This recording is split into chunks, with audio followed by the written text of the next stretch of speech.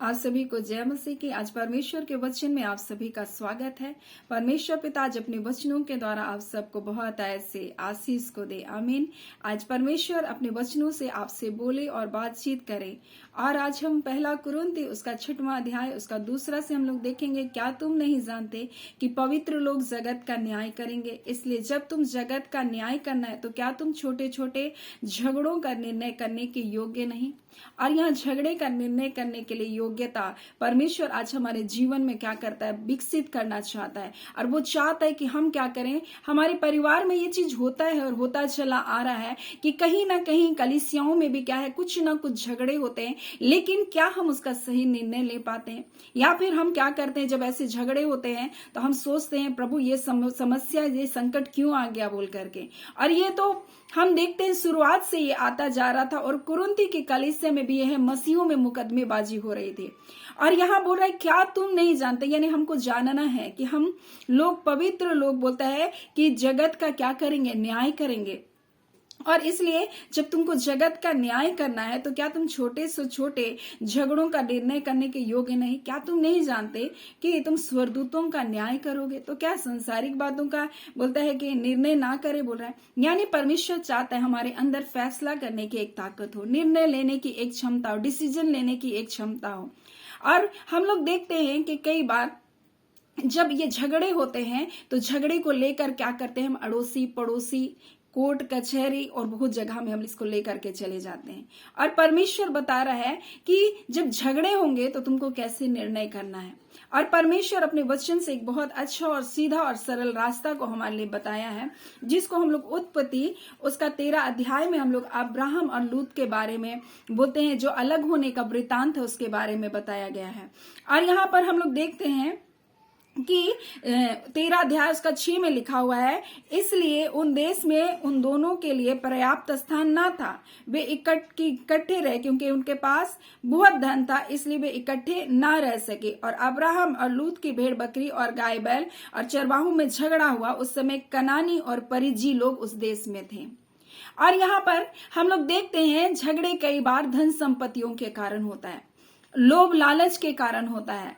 और हम लोग देखते हैं घमंड और अहंकार के कारण भी झगड़े और लड़ाई होते हैं। और यहाँ पर अब्राहम और लूत के बारे में भी लिखा है कि दोनों की धन संपत्ति बहुत बढ़ गई थी। अब उनके बीच में, उनके चरवाहों के बीच में झगड़ा होने लगा था। और वो लिखा है कि उनके पास पर्याप्त एक जगह नहीं था, स्थान नहीं था कि वो इकट्ठे रह सके, क्योंकि इनके बहुत धन संपत्ति क्या थी, बढ़ गई थी बोल रहा है। और धन संपत्ति बढ़ जाने के कारण वो इकट्ठे ना रह सके। और यहाँ पर हम लोग देखते हैं कि वहां पर कनानी और परिजी लोग थे।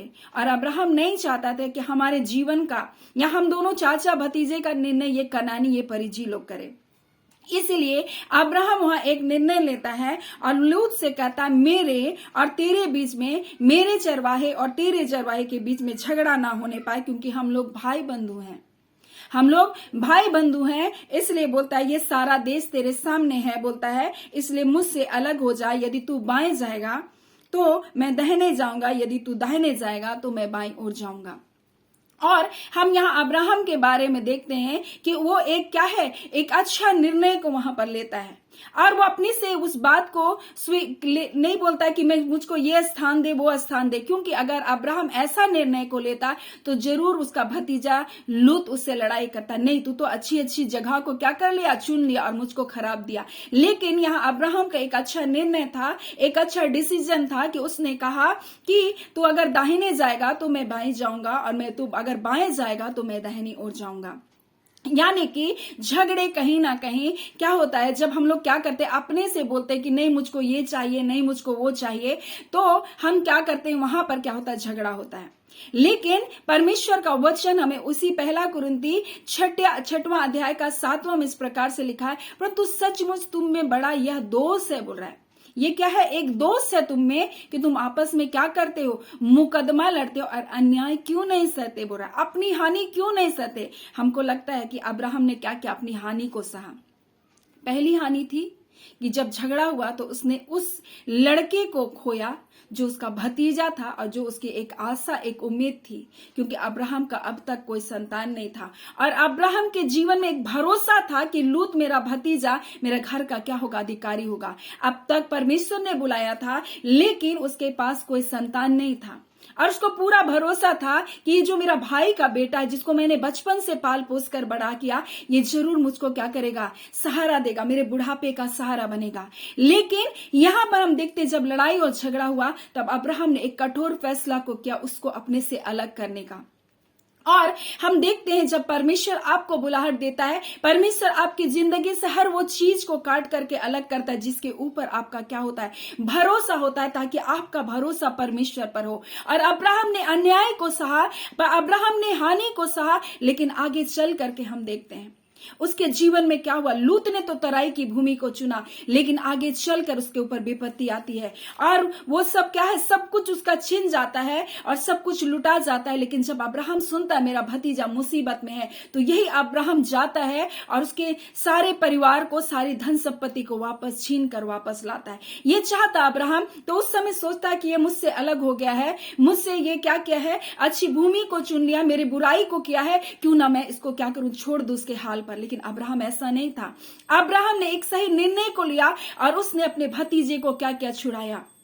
और हम अब्राहम के देखते हैं, उसके भविष्य को देखते हैं कि अब्राहम को परमेश्वर ने कैसी आशीष को दिया। और आज भी हम अब्राहम की आशीष को अपने जीवन में लेते हैं और हम कहते हैं कि हम अब्राहम के संतान कहलाते हैं यीशु मसीह के द्वारा।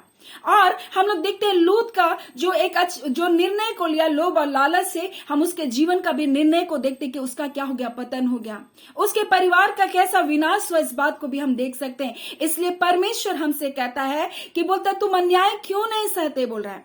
लिखा है पहला पत्रस में, यदि कोई परमेश्वर का विचार करके अन्याय से दुख उठाता है तो बोलता है क्लेश सहता है तो ये सुहावना है, बोल रहा है, क्योंकि हमारा परमेश्वर तो अन्यायी नहीं है, बोलता है। वो तुम्हारे काम को भूल जाए, हमारा परमेश्वर ऐसा अन्यायी नहीं, बोल रहा है। आप जो अन्याय को सहकर दुख को उठा रहे हैं, आप जो क्लेश को सह रहे हैं, तो बोलता है परमेश्वर ये क्या है, सुहावना है। और आपने जब उसके परमेश्वर का विचार करके जब आपने अन्याय को सहा, परमेश्वर अन्यायी नहीं, बोल रहा है, वह तुम्हारे काम को, बोलता है तुम्हारे प्रेम को भूल जाए जो तुमने उसके नाम के निमित्त इस रीति से दिखाया है। और यही बात परमेश्वर हमसे कह रहा है, तुम तो स्वर्गदूतों का न्याय करोगे, तुम तो जगत का न्याय करोगे, तो क्या तुम इन छोटी छोटी बातों के लिए लड़ और झगड़ रहे हो। हमको अब्राहम के जीवन से एक सीख को लेना है कि अब्राहम ने किस प्रकार से उन लड़ाई और झगड़े का निपटारा किया। और यहाँ तो वो अपने भतीजे से अलग हो गया, लेकिन कई बार पति और पत्नी में लड़ाई और झगड़े होते हैं। लेकिन परमेश्वर का वचन क्या कहता है हमें, परमेश्वर का वचन कहता है तुम अपने क्या है, तुम क्यों जाकर मुकदमे को लड़ रहे हो, तुम क्यों जाकर एक दूसरे अन्य जातियों के सामने अपने फैसले को रख रहे हो। परमेश्वर बोले क्या तुम्हें निर्णय करने की थोड़ी भी क्षमता नहीं, क्या तुम्हें थोड़ी भी बुद्धिमानी नहीं। परमेश्वर क्या बोलता है, वहां लिखा है जिसको परमेश्वर ने जोड़ा है उसको मनुष्य अलग ना करने पाए।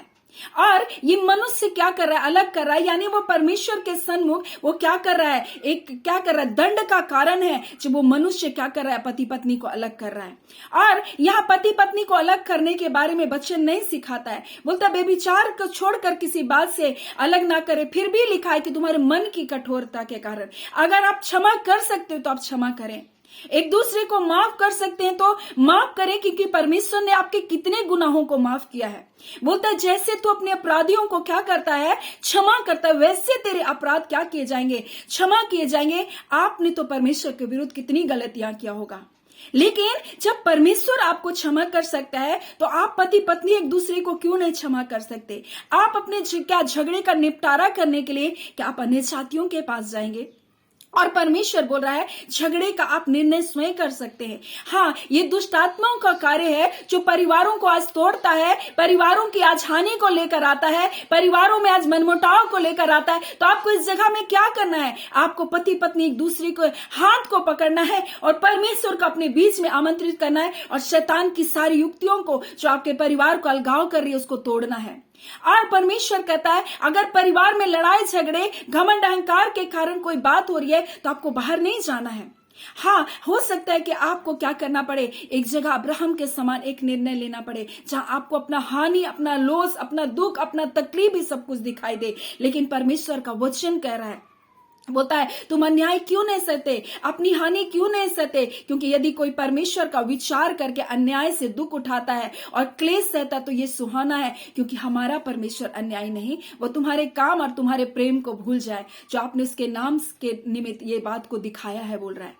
और परमेश्वर इसी बात को आज हमारे जीवन में देखना चाहता है, और परमेश्वर चाहता है कि हम भी सही निर्णय लें, हम उन झगड़ों का सही निपटारा को करें। सो परमेश्वर से आप बुद्धि और ज्ञान को, परमेश्वर की मध्यस्थी को मांगे कि परमेश्वर इन बातों में आपको सही निर्णय लेने के लिए सहायता करे। क्योंकि परमेश्वर बोल रहा है, क्या तुम नहीं जानते तुम क्या हो? जगत का न्याय करने के लिए तुम बुलाए गए हो।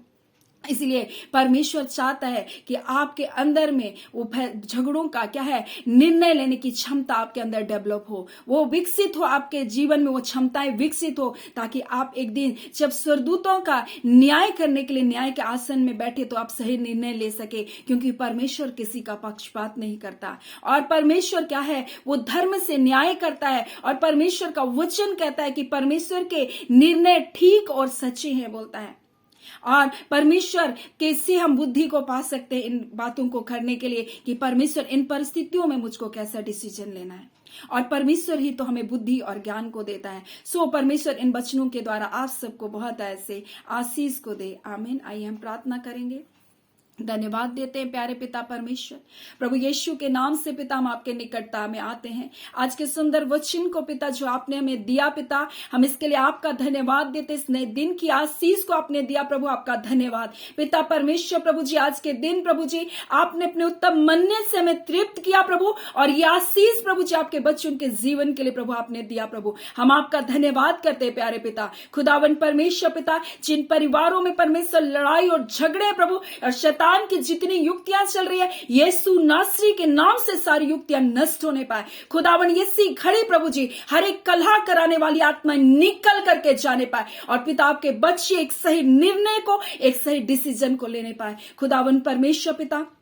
हम प्रार्थना करते हैं प्रभु जी, आप अपने परिवारों की सुधि लीजिए प्रभु। आपके बच्चे जिस समय प्रार्थना कर रहे हैं प्रभु जी, हर प्रकार का अलगावपन की आत्मा, हर प्रकार की लड़ाई और झगड़े की आत्मा, हर प्रकार का कोर्ट केस यीशु के नाम से प्रभु जी, हाँ खुदावन प्रभु जी बंद होने पाए, और ये पिता परिवार में मेल और मिलाप आने पाए खुदावन। हाँ खुदावन परमेश्वर प्रभु जी, और पिता इसके द्वारा एक बड़ी जय अपने परिवार में देखे, और शैतान के हर एक कार्य इनके परिवार से निकम्मा किया जाए यीशु के नाम से पिता। और शैतान लज्जित हो प्रभु इनके परिवारों से और निकल करके भागे, क्योंकि प्रेम सब बातों में परमेश्वर जय को देता है प्रभु जी। प्रेम से बढ़कर खुदावन कुछ नहीं प्रभु, आप अपने बच्चों को अपने स्वर्गीय प्रेम से भर दीजिए खुदावन। हम आपका धन्यवाद करते खुदावन परमेश्वर, आपकी बड़ी आशीष को, भलाई को, जय को, छुटकारे को आपने दिया। प्रार्थना यीशु के नाम से मांगते हैं, दया सुने अनुग्रह से ग्रहण कर लीजिएगा। आमीन। परमेश्वर पिता आप सबको बहुत ऐसे आशीष को दे। आमीन।